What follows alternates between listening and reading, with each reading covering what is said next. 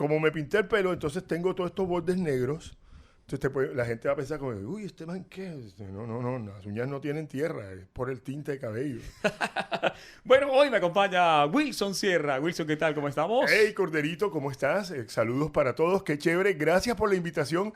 ¿Cómo que dice por ahí? Cordero de Dios, que quitas el pecado del mundo, ten piedad de nosotros, danos la paz. Bueno, hoy vamos con toda la piedad.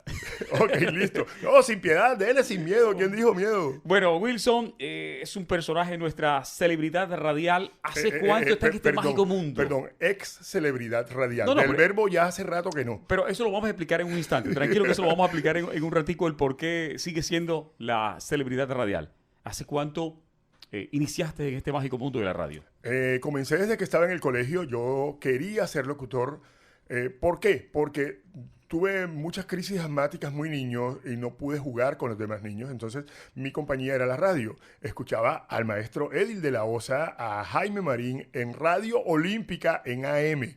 Se pueden imaginar, sí, soy viejo, yo lo sé. Pero el cuento es que desde ahí yo quise hacerlo. Entonces, cuando tuve edad de hacérmela, la leva, no otra cosa. Bueno, sí, otra cosa también. Cuando tuve edad de hacérmela, me hice la leva, me salí de clases y me fui a buscar emisoras en el centro. Y conocí Caracol Radio, donde todas las tardes iba a pararme en la ventana hasta que me dijeron, "Ey, deja entrar este pelado y que compre las gaseosas, que conteste el teléfono". Fui asistente, gracias a Luis Fernando Tobar Kirk, con quien estoy totalmente agradecido. También, bueno, después quería escuchar música y mi tía no quería que pusiera el equipo a todo volumen, entonces dije, hay una emisora que pone música en inglés que se llama Victoria Internacional Estéreo. Vamos a hacer la misma operación. Y ahí andaba yo, metido ahí en Victoria, asomándome, hasta que me permitieron ser asistente. Posteriormente fui supernumerario. Les hablo de 1986. Hace ratico. Hace ratico. Andaba yo todavía estudiando en bachillerato y posteriormente me ofrecieron el puesto de supernumerario para hacer los descansos de los discjockeys. Yo trabajaba de madrugada y estudiaba en las tardes en el Liceo de Bolívar. Liceo de Bolívar, presente. Presente, ¿Hasta Kiko. cuándo? Hasta siempre. Hasta siempre. Entonces, ahí empecé yo en la radio. No hablaba, y en efecto no hablaba porque me dijeron siempre que mi voz era muy fea. Y es que es verdad, mi voz no es la mejor voz del mundo, no es la más bonita. Lo que pasa es que yo la manejo bien y ahí como que yo tierra en los oídos a la gente. Miren, yo tenía 12, 13 años, estaba en pleno desarrollo, la voz me cambió, era muy gruesa y yo era larguísimo, tenía casi la estatura que tengo ahora, podía medir 1,80, te puedes imaginar lo flaco y lo estirado que estaba, y el vocerrón, entonces cuando yo hablaba todo el mundo se reía, todo el mundo se burlaba de mi voz, y cuando yo decía que quería ser locutor, pues ahí sí salían las carcajadas. Entonces, te puedes imaginar lo difícil que fue para mí querer hacer realidad este sueño con esta situación. ¿Cuánto tiempo duraste allí en esta emisora de música americana? Estuve 2 años, pues fui supernumerario, después fui control fijo. Ahí estuve con Freddy Tobar, que estuvo aquí en La Reina, El con zorrillo Félix de plateado. Moya, Raúl Pérez, con Jesualdo Rodríguez, Chucho. Chucho, que fue el grabador de la organización Claro radiolímpica que por sí. toda una vida. Y él era programador de Victoria Internacional Estéreo. Él era el que colocaba la música. De él aprendí mucho de música, pero lo que más yo le agradezco a Chucho fue que gracias a él aprendí inglés. Él tenía una beca del Colombo que él no pudo usar, entonces yo le pagaba la mitad de lo que costaba la beca y yo tuve la oportunidad de casi completar la carrera de inglés en el Centro Colombo Americano, en el centro, calle de la Factoría en esa época. Oye, pero qué bien. Esa Entonces, no la sabía. Entonces, mira, gracias a Chucho yo no solamente aprendí de música y de buena música, pues un gran conocedor, sino que también aprendí inglés. Y con el inglés, pues lógicamente, a darme gusto cantando en inglés. Te puedes imaginar este vocerrón cantando todas esas canciones. Bueno, ingresas a la radio. ¿Cómo se da el tema de disjoquear, de ir a los eventos? ¿Cómo se da eso allí? ¿Cómo nace? Se dio por plena y pura necesidad, porque aunque yo sí iba a las tabernas del centro, pues tenía mi noviecita, íbamos a las tabernas, Patacones, Búfalo Oeste, La Misión, etcétera, etcétera. En esa época, estamos hablando 86, 87, 88, yo nunca en mi vida había ido a una discoteca. Hasta que finalmente la cadena radial RCN tomó la decisión de comprar Victoria Internacional Estéreo. Éramos 5 los empleados, sin embargo RCN solamente iba a contratar 3. Lógicamente la empresa recomendó a los empleados casados y con hijos, y yo que era solterito, pues quedé vacante. Me llamó Félix de Moya, quien había pasado a trabajar en la discoteca Minerva, un portento de discoteca en el Hotel Capilla del Mar, una discoteca legendaria. Pues me dice, Wilson, vente para que me hagas los turnos de descanso. Yo le digo, yo nunca he estado en una discoteca y mucho menos poniendo música. Y decidí arriesgarme. El hombre me enseñó todo lo que pudo y ahí empecé yo a practicar. Me ponían los miércoles, creo que era, día en que no iba nadie a la discoteca. Entonces ahí empezó Wilson Sierra a practicar lo de las mezclas. Y lo de las mezclas, en ese momento, Cordero, era un secreto, el secreto mejor guardado de Colombia. ¿Cuál era? ¿Cuál era? En el mundo, en la fórmula de la Coca-Cola, en Colombia, cómo hacer mezclas profesionales perfectas. Ya a mí Sergio Piñeros y el señor Yaro Pitro, perdón, me habían enseñado la teoría. Me habían dicho, mira, pero si te gustan las mezclas, esto es así. Yo siempre les preguntaba, tienes que hacer esto y esto. Entonces, cuando por fin tuve los equipos y la música y la discoteca para mí solo para hacerlo, empecé a hacerlo. Y fue muy chévere. Un día entraron dos grandes DJs, uno de ellos ya no está con nosotros, que eran Brati y Javier Duque. Entraron a Minerva y me encontraron mezclando. Y, hey, ¿tú sabes mezclar? Y yo, no, yo es que estoy haciendo, mira cómo me hizo, Sí. acordarme. Practicando ahí, probando, probando. Y ellos entonces me dieron, no, pero es que no se agarran los discos así, se agarran de esta manera. Yo hacía todo como en radio, en discoteca, no, en radio tú no tocabas el disco. Estamos hablando de discos acetatos, de estos long play. Normalmente en las emisoras uno agarraba por el borde del tornamesa y uno no tocaba el disco porque se ensuciaba. En las discotecas no, en las discotecas había que agarrar el disco. Bueno, regresamos a la radio. Ok, listo. Regresamos nuevamente a la radio. De allí, pues, ajá, ¿qué pasó? Se vendieron la emisora, quedaste por fuera. Quedé por fuera, pero empecé a trabajar en la discoteca, pero es que, párale bolas, ahí comenzó algo muy chévere porque aprendí muy rápido y me dieron la oportunidad de trabajar en el Club Náutico Veleros, que era una discoteca en el Laguito donde hacía unos encuentros de disc-jockeys sensacionales. Yo, ahora viendo las fotos, yo iba a los encuentros de disc-jockey en la playa con camisa manga larga y abotonado hasta acá arriba, pero eso es sinónimo de la timidez que yo tenía, porque yo era pelado, corroncho todavía, venía de Sincelejo y pues sí había crecido aquí, pero no era mucho de salir ni nada de esto. Entonces yo vivía ahí. Ahora viendo las fotos es que caigo en cuenta de eso. Trabajé allí, me llamaron después de Nautilus y de Nautilus me llamaron de La Escollera, que eso sí son palabras mayores. Era la mejor discoteca de Sudamérica y no porque yo haya trabajado allí. Venía gente de todas partes del mundo a conocerlo y era especialmente porque teníamos un local que estaba al lado de la playa, teníamos una discoteca al lado de la playa. Y mientras las demás discotecas del mundo tenían las luces, el humo, los efectos especiales, La Escollera solamente tenía la música y el rancho de Palma que era, y ya. Y el disc jockey era el centro. Y yo tuve mucho miedo al momento de aceptar ese puesto porque el disc jockey que estaba ahí era muy bueno. Hasta que me dijeron, hey, si no vas tú, cogemos a otro, pero aprovecha y ve. Porque el disc jockey también era mi amigo y yo no quería como que, hey, vamos a hacerle cajón a este más, no. Pero definitivamente él ya no iba a poder seguir allí. Entonces me llamaron y asumí el reto y me fue muy bien. Mira, me fue tan bien que pues, mi mundo seguía siendo la radio. Ya en ese momento ya me había dado cuenta de que yo sí podía ser locutor y quería aprender. Y un día me han llamado de 88.9 en Bogotá, la emisora juvenil más importante de Colombia en ese momento. No existía Radioactiva todavía. Porque ellos querían que yo les dijeran cuáles iban a ser los éxitos de esa temporada. ¿Por qué? Porque no es como ahora que tú entras a YouTube y ves lo que está en tendencia y allí te pegas. No.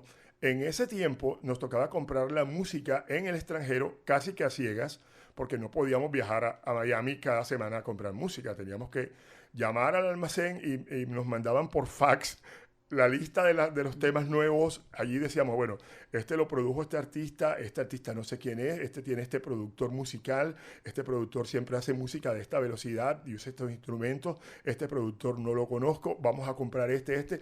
Las comprábamos a ciegas y con eso trabajábamos. Y gracias a eso yo logré pegar varias canciones en Colombia sin saberlo. Yo no lo sabía hasta ese día que me lo dijeron en la entrevista de 88.9. Mire, usted logró pegar la canción Pandora's Box de OND, perdón.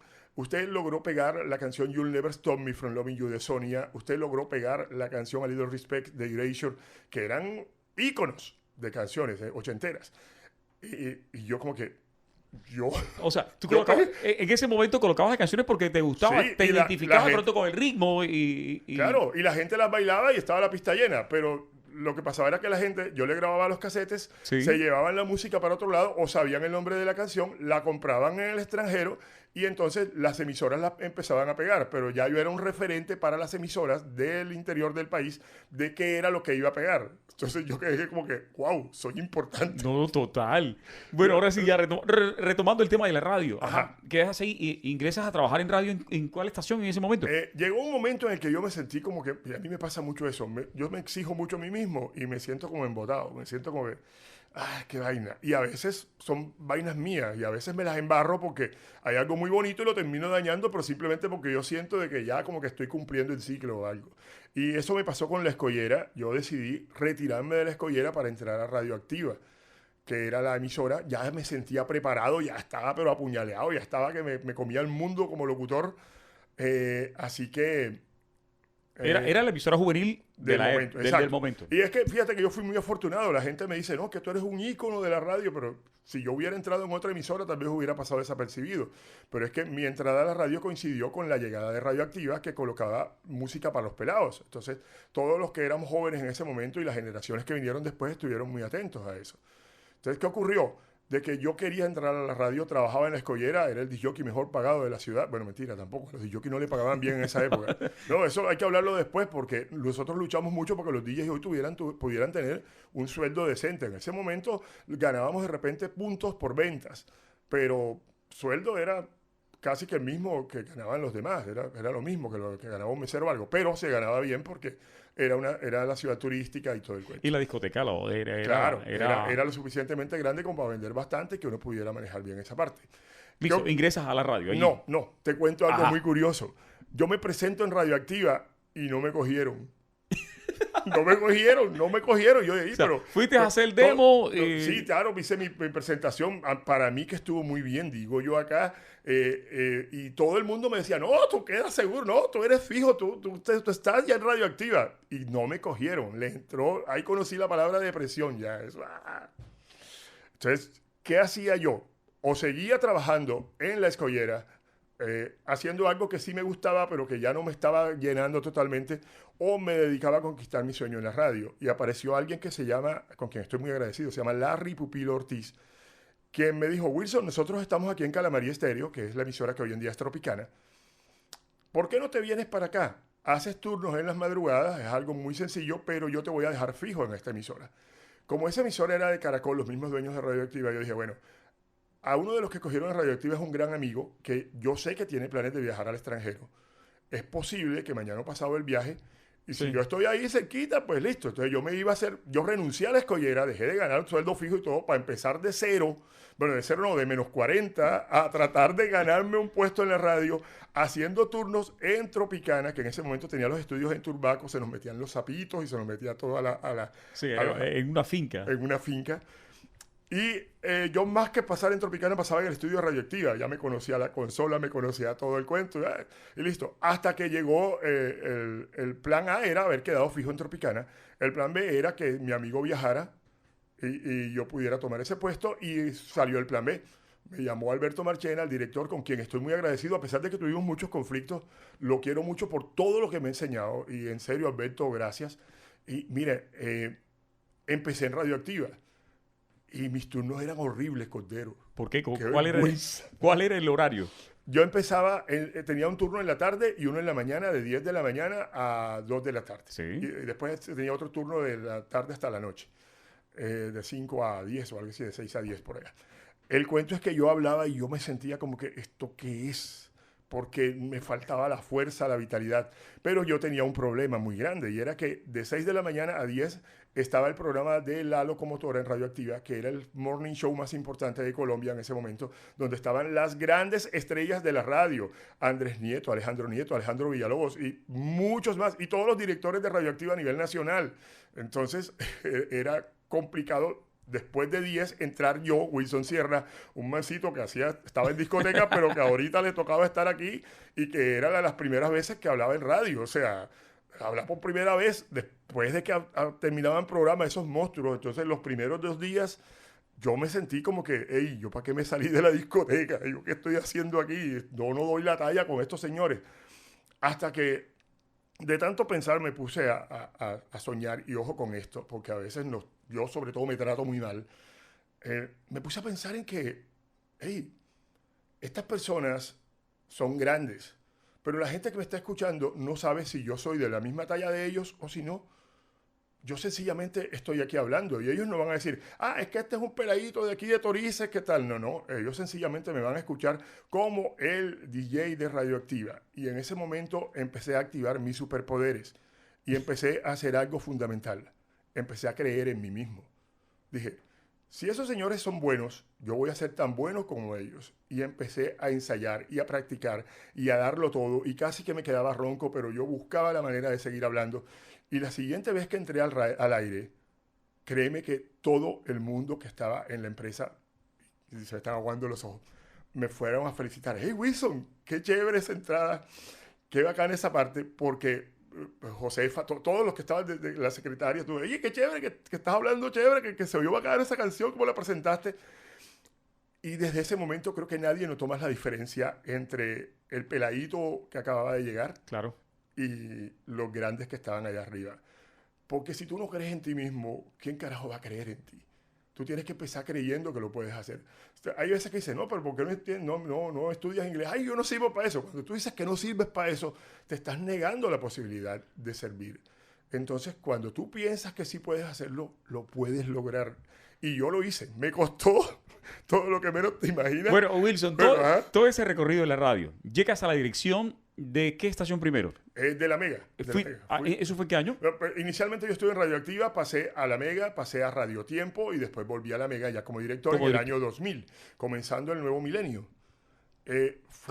¿Cómo fue ese proceso? O sea, para, no sé, Nada, las directivas decir, me sirve Wilson, te propongo esto. Sí, Wilson, estás en Radio Tiempo, te vienes para acá como director, te vamos a pagar poquito, porque pagaban poquito, pero no importa. Para mí era una gran oportunidad. Sí. Y afortunadamente yo tengo algo, es que por muy mal que me haya ido a mí en los sitios donde he trabajado, que no sé, creo que no me ha ido mal, no estoy seguro, eso lo tiene que decidir, son las empresas, no yo. Siempre he quedado bien con todas y en todas siempre me vuelven a llamar por alguna cosa o algo, siempre vuelvo. Entonces me llamaron y lógico, ahí estuve yo para ocupar ese sitio. Era una cuestión ya más complicada porque tenía que tener una vida corporativa más allá de la artística y tenía que estar pendiente de lo demás. Pero yo tenía algo muy, muy a favor y es que en Radioactiva ya me habían lavado el cerebro con algo muy importante y es que yo trabajaba para los pelados, para la gente joven. Si los grandes, si los papás se quejaban, íbamos bien. Ok. Sí, lógicamente, no, ojo con esto, no decíamos malas palabras, no utilizábamos cosas de sexo, nada, o sea, nada parecido a un reggaetón actual. Era muy respetuoso, pero eran cosas que los papás sí como que decían, hey, ¿estos manes por qué? Voy a aprovechar este momento para aclarar algo. Ajá. Cuando estabas en la dirección de la Vega, alguien me dijo, no, Wilson cuando estaba aquí se volvió loco. Sí. Se perdía. Llegaba un viernes y lo veíamos ya el martes, si acaso. No necesariamente, pero sí me volví loco, sobre todo por algo. Uno empieza, sobre todo cuando yo vengo de una historia de bullying, yo veo mucha gente que siempre quería como que atacarme o algo, y de repente ya yo no era el que atacaban, sino era el que le decían cosas bonitas, al que pasaba esto y lo otro, y esto empieza así como que, ¿y esta gente por qué? Pero muchas veces yo no me preguntaba por qué, sino que me dejaba llevar. Y era entonces cuando me sentía como que, no digamos el rey del mundo, pero sí descuidé mucho el trabajo. Sí, y hice cosas que no debía hacer y sí llegué a ser irresponsable en ese momento. Pero bueno, era simplemente mi tercer empleo, en la radio. Era un cargo tal vez que yo no diría que me quedó grande porque se lograron cosas muy buenas y se hicieron cosas que mira, acaban de nombrar la champeta como un patrimonio inmaterial, cultural de la nación. Y yo te digo una cosa, la champeta sonó en la radio juvenil gracias en parte a mí. Y me costó todas las peleas del mundo con gerencia, porque queríamos poner champeta. Tenía la aprobación de Alejandro Villalobos, que yo creo que todos los champetujos y todos los que les gusta la champeta del mundo tienen que aprenderse y respetar el nombre de Alejandro Villalobos, director de la Mega, quien dijo, sí, vamos con esto. Tienen que aprenderse el nombre de Yamiro Marín y de Chaguala, que me dieron las 3 cajas de CDs, que para ellos en ese momento bajarse del bus de 3 cajas de CDs tenía que ser un billete, y yo llegué a una reunión de directores de la Mega a entregarles CDs a todos los directores y la orden era, escuchen las canciones y es obligación colocar una champeta por hora en todas las emisoras de la Mega, gracias a la gestión que hizo Víctor Ariza, director de la Mega Barranquilla, y este servidor, Wilson Sierra. Pero teníamos un problema, que RCN tenía 2 emisoras aquí en FM. Rumba Estéreo, que era la emisora popular, la que ponía champeta, era donde tenía que estar, y la Mega, que era la emisora pupi, era donde yo estaba. Los pupi. Entonces, a mí no me permitían poner champeta, aunque el estilo de la emisora encajaba porque era crossover, porque ellos decían que eso no iba con el estrato que iba a escuchar el perfil. Y era un entorpecimiento de ventas. Incluso hubo clientes, que no voy a decir quiénes fueron, pues son amigos y la vaina y ya han reconocido su error. Hubo clientes que quitaron los comerciales de la Mega porque empezamos a poner champeta.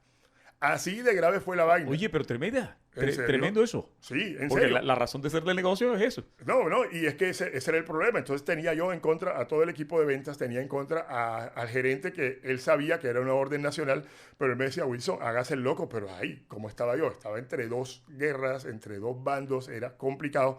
Y yo asumí ese reto. Dije, no, yo voy a colocar la champeta, yo creo en esto. Yo andaba aprendiendo mucho del tema con Yamiro y con Chaguala. En efecto, yo a Chaguala lo admiro. Yo recuerdo que fui a un evento cuando la champeta estaba prohibida hacer bailes acá.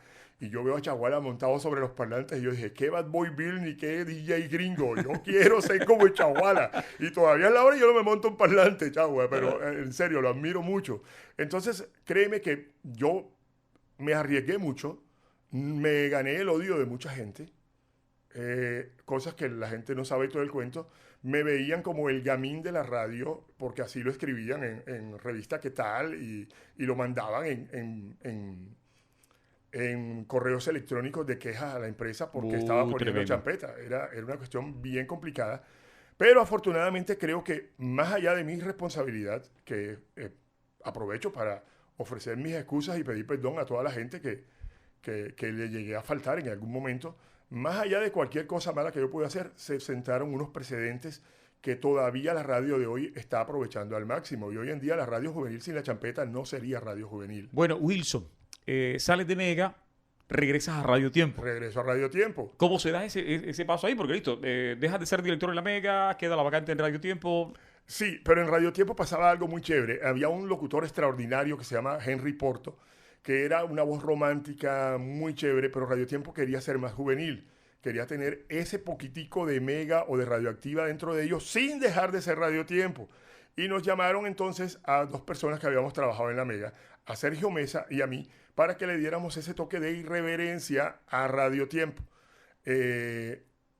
Lamentablemente Henry Porto sintió que no estaban valorando su trabajo y renunció. Entonces fue para nosotros un choque muy grande porque primero lo admirábamos mucho, pero segundo pensábamos que él nos iba a guiar dentro de este nuevo mundo porque sabíamos que no era lo mismo que las emisoras donde habíamos estado. Y pues Henry se fue para la Mega justamente y nosotros quedamos en Radio Tiempo.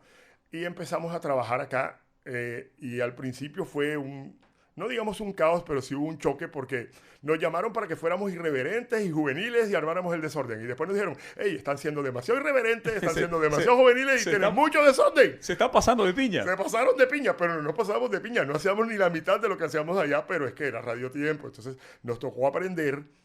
Y créanme que es que en la Organización Radial Olímpica hay mucha gente que sabe. Rafael Páez, un top, es un en ese genio. momento, ¿el grupo estaba conformado por quiénes? Solamente estábamos en locución, Sergio Mesa y yo. Y Nicolás. Nicolás Sergio no había llegado todavía. Todavía no había. Él ingresó posteriormente. Estaba el difunto Julio Ortega, gran persona, que era el programador.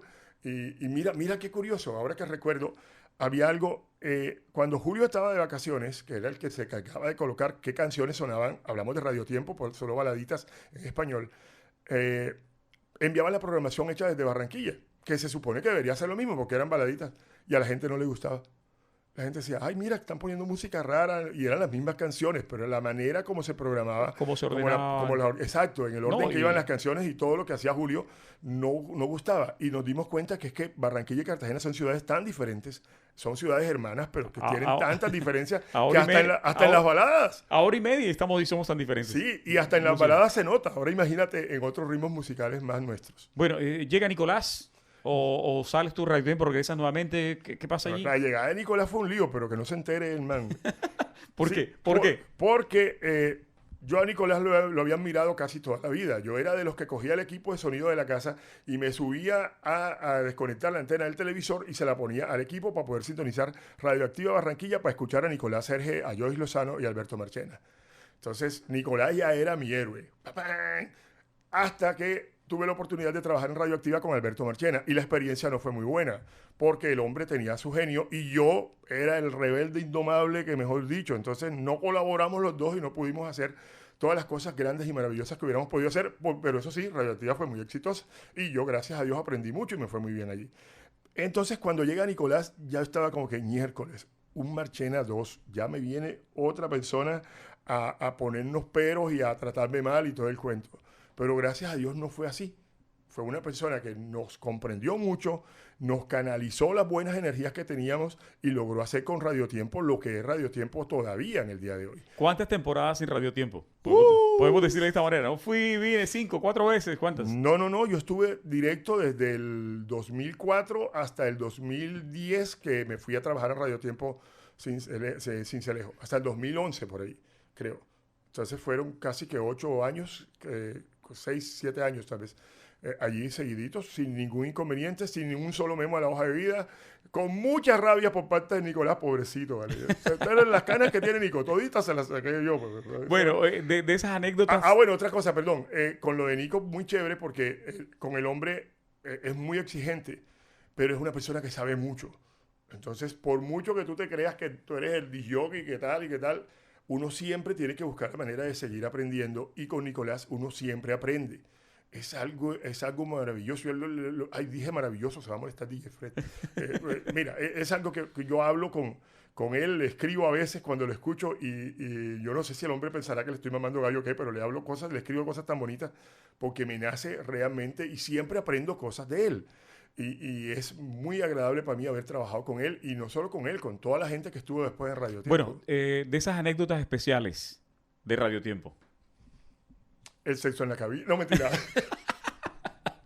No, sabes que las anécdotas especiales son las locuras que nos permitían hacer, porque por ejemplo en cierto momento tuvimos un concierto de Servando y Florentino Fanilú, creo que eran las estrellas del momento, en la época de Salserín y todo el asunto, iban a estar en el patio de banderas, así que teníamos 7,000 boletas para entregar, y cómo entregaba 7,000 boletas. Entonces en una Semana Santa, por ejemplo, dijimos, no, vamos a hacer que la gente venía a hacer locuras acá.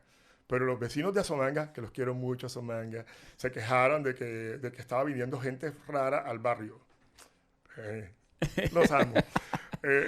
Sí, discriminación, pero no Sí, importa. Era otra época. Eran otros tiempos, claro que sí. Eran otros tiempos, otra forma de ver la vida. Pero a nosotros se nos ocurrió, mira, estamos en Semana Santa, estamos de vacaciones, vamos a decirle a la gente que nos traiga dulces de Semana Santa y todo el que traiga dulce le damos que en vez con un vasito de un dulce nos lo traiga. No había espacio en el patio, en la cocina, en la nevera donde colocar la cantidad de dulce que nos habían traído. Ya estábamos nosotros con las amibas hasta aquí, con el dolor de barriga, el baño tapado y ya, mira, le habíamos llevado dulce a los vecinos de Manga, a los vecinos de nuestras calles y la gente seguía trayendo dulces. Creo que es de las cosas más bonitas que me han pasado. Pero creo que las cosas más bonitas que me han pasado alrededor de Radio Tiempo me han pasado después de que salí de Radio Tiempo. Mira, el otro día... ¿Hace cuánto estás fuera de la radio? Fuera de la radio he regresado intermitentemente, pero yo desde el 2012 estoy fuera, estuve en Tropicana un rato también.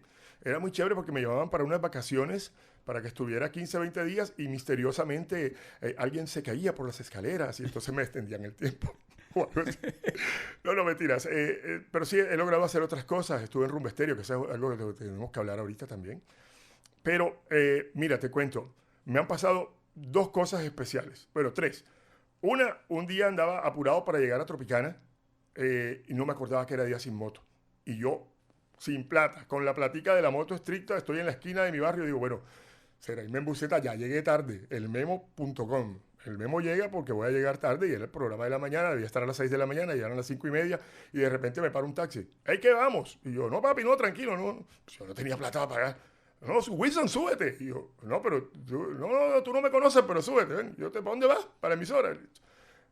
Era un oyente que había estado toda la vida escuchándome y me dio el chance porque le gustaba como yo lo hacía sentir por la emisora. Entonces yo digo, ¿esto qué es? No, O sea, pero maravilloso. no, peor aún, me voy un día a cine, estoy aburrido una tarde, vámonos para cine, me fui a Caribe Plaza y pensé, mira, si me compro un granizado, la orinadera después está viendo al baño, esa vaina da mucho frío, voy a comerme un heladito pequeño y he pedido un fondue, que creo que se dice así, un conito, perdón, un vasito de helado. Y cuando viene la niña me entrega un helado más grande que yo con frutas y yo digo, mi amor, yo no pedí eso. Yo, no, usted es Wilson Sierra, ¿verdad? Sí. No, es que esto es un regalo que yo le doy porque usted se portó muy especial conmigo cuando yo llamaba a Radio Tiempo. Entonces yo como que, Oye, tremendo. Bueno, hoy en día, precisamente. no, pero perdón, la mejor todavía. Ajá, sí. Estoy trabajando en el patiecito retro y llega un señor, un pelado 20 y algo de años. Yo, listo. Lo conozco, listo. Mire, no, usted es Wilson Sierra, no. Yo quería conocerlo a usted porque sin usted yo no hubiera existido. Y yo, hijo mío. Pero no, me dice que cuando yo estaba en Radio Tiempo, por allá en el 90 y pico, la mamá le llamó para poner un clasificado para conocer amigos. Y yo dije el clasificado, pero nadie la llamó. Entonces ella me volvió a llamar para que lo repitiera y yo terminé diciendo el clasificado 3 veces. Y así la llamó un muchacho que terminó cuadrándose con ella y gracias a eso se casaron y nació el pelado. Fabuloso. El pelado que estaba ahí dándome, mira cómo me hizo, Oye, pero dándome gracias por su vida. Pero fabuloso. O sea, que si yo no digo el mensaje, el papá y la mamá no se conocen y no sé qué, entonces uno dice, Dios, el efecto mariposa, o esta vaina que es, qué vaina tan extraña. Todo un referente de la radio, Wilson Sierra con nosotros. Bueno, Wilson, sales de la radio, nuevamente retomas a ser disc jockey. Sí, de las cosas más difíciles que he hecho, porque primero yo no quería trasnochar, porque mucho desorden, mucho ron, muchas vainas malas, y yo como que ya me había dejado de todo eso y pues, como que volver a lo mismo era un riesgo, pero bueno, dije, no tengo otra opción, sencillamente fuerza moral, vamos a hacer las cosas bien hechas y vamos a alejarnos de lo malo que se vaya para otro lado, vamos a hacer las cosas bien. Pero hoy estás trabajando en tu fuerte, o sea, música de tu época. Claro que sí. Afortunadamente todo esto que capitalicé en mi tiempo, pues lo logré hacer mucho más fuerte ahora y estoy en eso. Pero mira que no fue fácil. Porque cuando yo llego, me contratan, no, ven a poner música. Y yo, claro que sí, yo voy. Y cuando yo llego, yo trabajaba en mi época con tornamesas y acetatos. Llegué a trabajar con Denon, que eran los mezcladores de CDs. Y cuando yo llego, encuentro una controladora más grande que yo, con 80,000 botones. Y yo, bueno, yo sé manejar el de la flechita verde, el del cuadrito rojo y esto de aquí. Como yo toque otro botón, hasta aquí llegué. Y fue volver a empezar desde cero. Entonces, yo no tenía los 5 millones de barras que costaba ese equipo en ese momento para decir, venga, man, sin trabajar buen rato. Comprar equipos era fregado. Entonces, pensar en que me tocaba volver a aprender sin tener las herramientas para aprender y sobre todo con talento que hay joven, con tanta gente buena que hay ahora mismo, era complicado.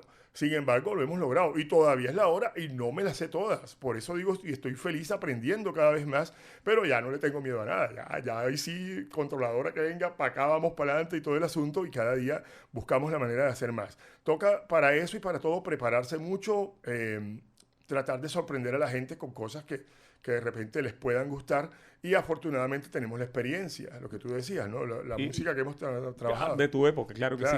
¿Estás preparando alguna fiesta para estos días? ¿O sí? Muy pronto. Constantemente estamos trabajando en diferentes lugares donde nos llaman y ocasionalmente hacemos fiestas organizadas por nosotros. Ahorita, pues no sé cuándo vaya a salir este video, pero en julio 19 voy a hacer mi fiesta de cumpleaños. Estás cordialmente invitado. Perfecto. Perdón, que usted trabaja con la competencia. Fred, deja que Cordero vaya a la fiesta. Es más, Fred, ¿por qué no llega a la fiesta un día de esto? Esta competencia, esta enemistad, eso no va. Yo soy amigo de todo el mundo. Aquí somos amigos de todos. Con Fred estoy agradecido porque justamente Fred, gracias a Fred, mi condición de DJ siguió. Sí, por el hecho de yo ser DJ dentro de la fiesta, cuando creamos, porque sí, las creamos, Fred, juntos, los años maravillosos y Oro Puro y todas estas fiestas, que las fiestas de Fred, claro está, los años maravillosos. Cuando hicimos esas fiestas, yo seguí manejando la imagen de DJ gracias a las fiestas y seguí haciéndolo. Entonces, yo estoy muy agradecido con él y con todos y realmente es algo muy satisfactorio, aunque te lo digo, es difícil y es extenuante. Yo tengo un problema de varices, yo sufro de varices en mis piernas. Estar de pie durante 8 y a veces hasta 10 horas en una noche de fiesta es complicado y a uno le toca estar sonriendo, atendiendo a la gente. Y el hecho de estar sentado en una sillita alta no es estar sentado. Estar sentado es tener las piernas horizontales. Es que realmente el dolor al día siguiente es complicado y si toca seguir trabajando, toca seguir trabajando. Tremendo. Wilson, esta pregunta la hago a toda persona que tengo frente a ese micrófono. A ver. Defíname a Wilson Sierra en 3 palabras. 3 palabras. Acomplejado. Perseverante. Sí, porque por mucho que pasen cosas, por mucho que ya sienta que estoy derrotado, que están nomás las cenizas, cojo las cenicitas, las junto, les echo agua, las amaso y ahí está Wilson armado otra vez. Y tercero, aprendiz. Porque por mucho que yo tenga mis charreteras y mi tiempo y mi vaina, yo siempre estoy aprendiendo algo. Y busco personas de las que pueda aprender. Y en internet tú me ves buscando cosas que aprender. Y creo que el día que yo deje de aprender ya no merecerá la pena seguir viviendo. ¿Qué te da pena hoy en día? No estar bien presentado. Yo nunca fui el que trató de estar peinadito, ni vestidito, ni bien porque no existía nada. Pero hoy en día hay redes sociales. Entonces, a veces se me ocurre sacar un video porque se me ocurrió una locura y todo el mundo, ay, ese pelo, ay, afeítate, ay, no sé qué. Entonces yo como que me da pena eso realmente. Me da pena cosas que hice en el pasado, cosas que de repente yo jamás pensé que hubiera podido hacer y que hubiera podido causar daño a personas en ese sentido. Porque yo era el desordenado, porque yo era el loco, que todo me lo perdonaba y todavía es la hora y me patrocinan cosas, pero ya tengo la madurez suficiente, creo, para poder estar hacer las cosas bien. Bueno, Wilson, vamos a hacer algo fácil ya para cerrar. Ya me vas a meter en No, tranquilo. Cuando dices algo fácil es por algo. Necesito que me hagas un demo. Hagamos un demo aquí para recordar esa época radial tuya. Hagamos un demo. La estación que tú quieras. ¿Ok? Algo cortico, 10 segundos o 15 segundos. Pero depende de cómo lo quieres. ¿Quieres una estación muy movida, muy alegre o una estación más suave? No, la estación que... Vamos a hacerlo los dos, ya, listo. Vamos a hacerlo suavecito y vamos a hacerlo rápido. Perfecto, las 2 tomas. Aquí está Wilson Sierra. Néstor Radio es la radio que tú quieres. Néstor Radio tiene la música que tú prefieres a la hora que la deseas. Néstor Radio. Bueno, pero no, ahora sí, como si estuviese presentando una canción. Este es el éxito, no sé, cualquier éxito. Pero ¡Hey, amigos! Estás escuchando Cordero Radio. Cordero Radio. Me equivoqué. 1, 2, 3. No, pero es que fue el micrófono que se movió. ¡Hey! Hola amigos, ¿cómo estás? Soy el DJ Wilson Sierra y estás escuchando Cordero Radio. Aquí está la música que prefieres y te tengo esta canción que yo sé que las mujeres van a empezar a gritar y a cantar como locas. Aquí está, niñas, para ustedes, todavía la factoría Cordero Radio. Ok, Wilson, muchas gracias. Se me fue un gallito ahí y todo. No, pero la idea era esa. Muchas gracias por acompañarme en este podcast. Mira, el solo hecho de que me hayas invitado ya es realmente algo sensacional. Y si supieras todo lo que estoy aprendiendo de ti, cómo haces para grabar aquí, para grabar acá, el micrófono aquí. Estos manes son unos berracos. ¿Vale? Tendremos una segunda edición porque hay una cantidad de cosas que se nos quedaron por fuera. Sí, tengo que hablar mal de la gente porque me dijeron eso. Yo nunca he hablado mal de nadie en mi vida y quiero empezar por eso. Recuerda que siempre estamos reinventándonos ya. Hablar mal de la gente. Chao, Wilson. Muchas gracias. Gracias a ustedes por soportarme.